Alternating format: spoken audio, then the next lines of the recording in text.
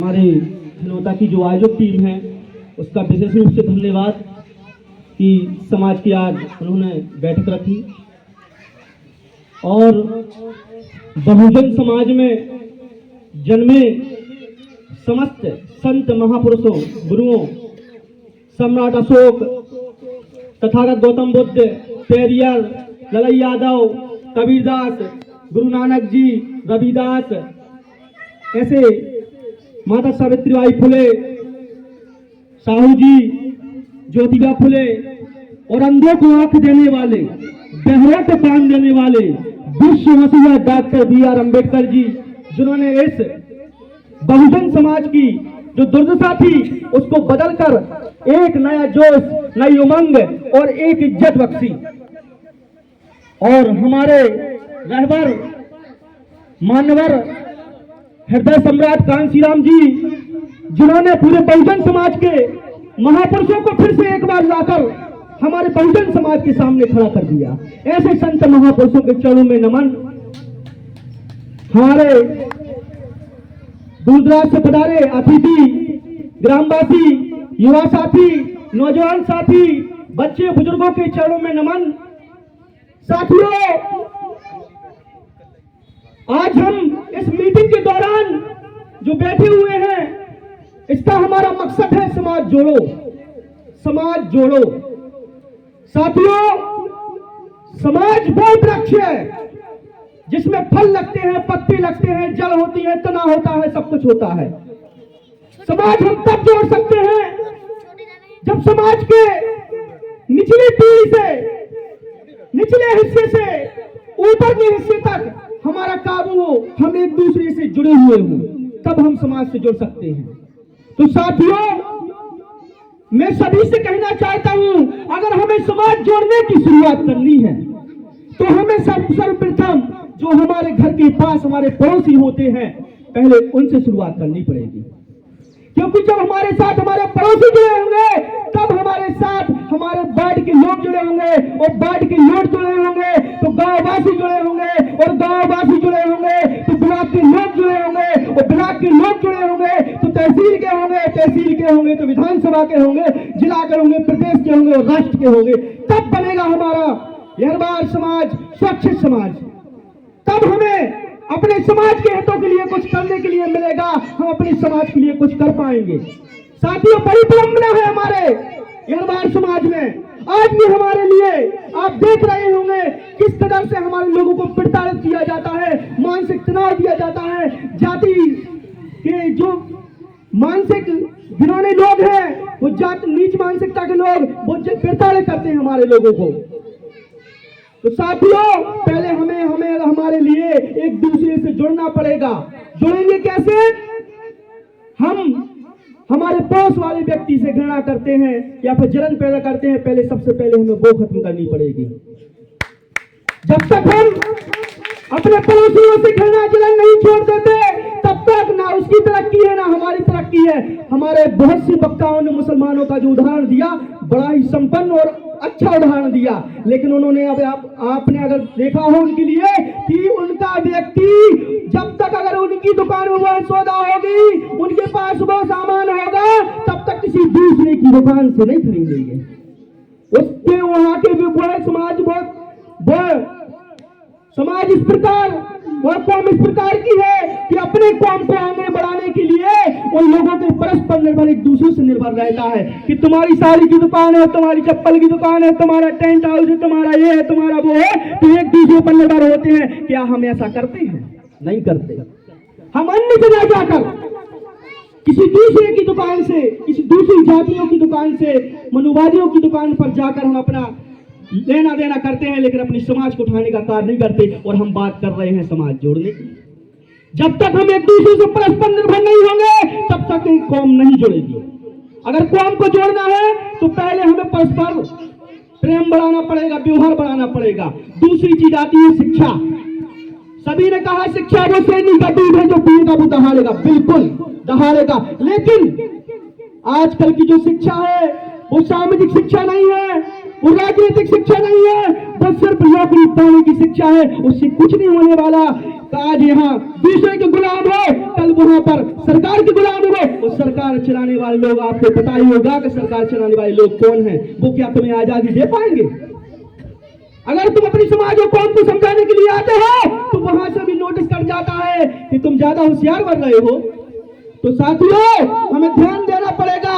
शिक्षा दोहरी शिक्षा नीति चल रही है, इसके खिलाफ हमें आवाज उठानी चाहिए, क्योंकि शिक्षा ही वो है जो हमें प्रगति के, हम राष्ट्र के उज्जवल भविष्य पर उस मास्टर की तक ले जा सकती है। अगर बाबा साहब पढ़े ना होते तो क्या बाबा साहब हमारे लिए ऐसा संविधान देते जिससे आपको इज्जत, शौहरत, सम्मान, स्वाभिमान मिल रहा है? नहीं दे पाते। लेकिन बाबा साहब ने, सोचिए उस महापुरुष ने कितना तंत्र किया होगा, कितने अत्याचार सहे होंगे, जिसके लिए पढ़ने के लिए स्कूल के बाहर बैठना पड़ता था, पानी तक नहीं मिलता था, और उसने उस समय पर पढ़ाई करी। और हम आज कोसते हैं कि हमारे पास पैसे नहीं है तो हम पढ़ नहीं पा रहे हो।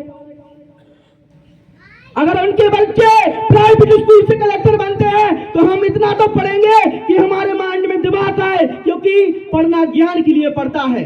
अगर आपके पास ज्ञान होगा तो आप किसी भी, कोई भी चीज आप कर सकते हो, बस ज्ञान होना चाहिए।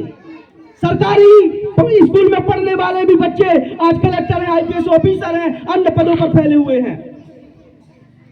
दूसरी तीसरी चीज आती है हमारे उद्योग व्यापार, हमारे पास ये है ही नहीं। और जब तक ये नहीं होंगे हमारी आर्थिक स्थिति बिल्कुल कमजोर होगी, क्योंकि मजदूर करने वाला व्यक्ति सिर्फ दाल रोटी खा सकता है। दारू के तो ये बहाने हैं, 300 रुपए में ना दारू पी सकते हैं, वो दारू नहीं, वो जहर है जो 300 रुपए का, 100 रुपए का पौवा आता है। साथियों, दारू तो हजारों लाखों रुपए की बोतल आती है, वो हम पी नहीं सकते। तो साथियों, सबसे पहले हमें अपने छोटे छोटे से उद्योग व्यापार खोलना पड़ेंगे, तभी हमारा यहाँ से, हमारे गांव से, हमारे ग्रामीण क्षेत्र से वो दिल्ली पलायन रुकेगा। और जब तक दिल्ली पलायन नहीं रुकेगा तब तक हमारी कौम इकट्ठे नहीं हो पाएंगे।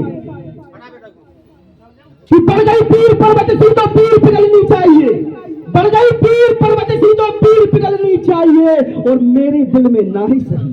साथियों, नौजवान साथियों, आपसे मैं कहना चाहता हूं, मेरे दिल में ना ही सही, आपके ही दिल में सही, लेकिन क्रांति की आग जलनी चाहिए, क्रांति की आग जलनी चाहिए। और जब तक ये आग नहीं आप जलाओगे तो आपके अधिकारों का हनन इसी प्रकार से होता रहेगा। आपकी थाने में लपेट नहीं होती है, आपके लिए कोई योजनाएं नहीं मिलती है। क्यों नहीं मिलती हो? क्योंकि आप एक साथ नहीं हो, और एक साथ होने के लिए आपके लिए समाज के साथ रूबरू होना पड़ेगा। और जब तक आप रूबरू नहीं होते हो तब तक इसी तरह से आपके ऊपर शोषण अत्याचार होते रहेंगे। बाबा साहब ने, तथागत गौतम बुद्ध ने कहा था कि चित्र ना पूजिए, चरित्र पूजिए। तो साथियों, हमें बाबा, अच्छी बात है, बाबा साहब की मूर्ति रखनी चाहिए, क्योंकि उसे देखने से हमारे लोगों को जानने की इच्छा होती है, वो जानने की इच्छा पैदा होती है शरीर में। लेकिन साथ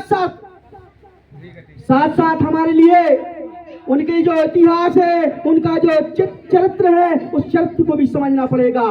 तथागत गौतम बुद्ध जी कहते थे, जानो, छानो, फिर मानो। तो साथियों, पहले हमें अपने महापुरुषों का इतिहास तो पढ़ना चाहिए। हमारे बहुजन समाज में ऐसे ऐसे संत महात्मा हुए जिन्होंने अपना बलिदान दिया इस कौम के लिए, पूरी बहुजन कौम के लिए, लेकिन हम अभी तक अपने महापुरुषों के बारे में नहीं जानते। उन्होंने 4 एटम बम बना दिए। हम लगे हैं 70-77 साल से, जब से देश आजादी है। पहले हमारे लिए आजादी नहीं थी तो नहीं मिलता था, अब आजाद होने के बाद भी अगर तुम उन्हीं की गुलामी के 4 एटम बम के लिए लगे रहो तो अपने संविधान को कौन पढ़ेगा? कोई भी ऐसा व्यक्ति नहीं है, युवा साथी नहीं है, 10वीं पढ़ रहे, 12वीं पढ़ रहे, 15वीं पढ़ रहे, सब पढ़ने लगे हुए हैं, पढ़ते हैं, लेकिन किसी से कोई संविधान पढ़ता है जिसमें हमारे मौलिक अधिकार है, हमें अधिकार है जीने का, खाने का, पीने का। अगर संविधान ना हो तो क्या आपके लिए पहले जैसे तो दूसरे का हरवाई करते थे, आपके लिए 4 बासी रोटी मिलती थी कि नहीं मिलती थी? क्यों मिलती थी? क्योंकि आप जानते नहीं थे। अब उनको भी पता चल गया है कि हमारे लोग शिक्षित हो रहे हैं, इसलिए उतना शोषण अत्याचार नहीं होता है। लेकिन अगर हमें पूर्ण रूप से खत्म करना है तो हमारे लिए जाना पड़ेगा हमारे उस मास्टर की के पास जो सत्ता की चाबी है, क्योंकि अधिकार मांगे नहीं जाते, अधिकार छीने जाते हैं, हलकों में से निकाले जाते हैं। और वो मास्टर की संसद है, विधानसभा है। छोटे छोटे सरपंच पंच से शुरू होकर वहां पर प्रधानमंत्री तक की जो कुर्सी है वो तय करना आपकी हमारी और सबकी जिम्मेदारी है, क्योंकि पूरे अधिकार हमारे वहीं पर रखे हुए हैं। और जब तक उन अधिकारों को हम नहीं ले पाएंगे, आप कितनी ही कुछ ही कर लो, आपको कुछ नहीं होने वाला। संविधान के संशोधन बढ़ते जा रहे हैं, शिक्षा दोहरी होती जा रही है, महंगाई बढ़ती जा रही है, भ्रष्टाचार का लेवल बहुत बड़ा हो गया है। तो इन सब से अगर निकलना है तो हमें राजनीतिक शिक्षा, सामाजिक शिक्षा और इन दोनों पर चिंतन करना पड़ेगा। और जब तक हम चिंतन नहीं करेंगे, हमारी कौम का भविष्य उज्जवल नहीं हो सकता है। हमें, जैसे हमारे वक्ताओं ने कहा कि हमें समिति बनानी चाहिए, बहुत बढ़िया बात है, समिति बनानी चाहिए, लेकिन सिर्फ चंदा मांगने के लिए, जयंती मनाने के लिए नहीं मांगनी चाहिए। अगर कोई व्यक्ति गांव का एक कोई लंबरदार उस पर अत्याचार करता है तो वो 10 लोग निकलकर उस व्यक्ति का साथ दे, तब वो समिति काम की है, नहीं तो काम की नहीं है। हमारा एक व्यक्ति पिटता है और 100 आदमी हमारे देखते हैं और वो कहते हैं अरे क्या भैया लाल को तो घर रहा है, हमें कौन घर रहा है, परसों भैया लाल की बारी आती है, परसों इसकी बारी आती है, परसों उसकी बारी, ऐसे ऐसे में 99 कुट जाते हैं और कह रहे हैं हम अपन का भाव। तो साथियों, पहले हमें एकता बनाने के लिए हमें जो लकड़ियों की जो गट्ठा होता है उस गट्ठे को कोई नहीं तोड़ पाता है, लेकिन जो सिंगल लकड़ी होती है उसको दुनिया तोड़ देती है। तो आप अगर 10 आदमी की समिति बनाओ तो वो हर काम के लिए होनी चाहिए। हम लोगों के लिए राशन दुकानें दूसरों के नाम पर है, एससी की राशन दुकान है और दूसरे चला रहे हैं, और हम लोग वहां पर 5 किलो अनाज के लिए कह रहे भाई साहब हमें दे दो, और दूसरे आते हैं वो बोरी लेकर चले जाते हैं। क्यों चले जाते हैं?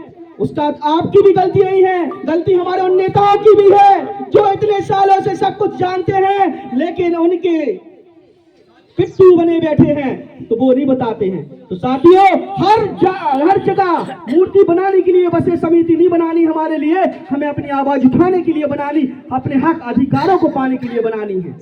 साथियों, इतना ही कहना चाहता हूं। बहुत सारे वक्ता हैं, हमारे गुरुजन हैं। क्रांतिकारी जय भीम, नीला सलाम, जय संविधान, जय कांसी राम।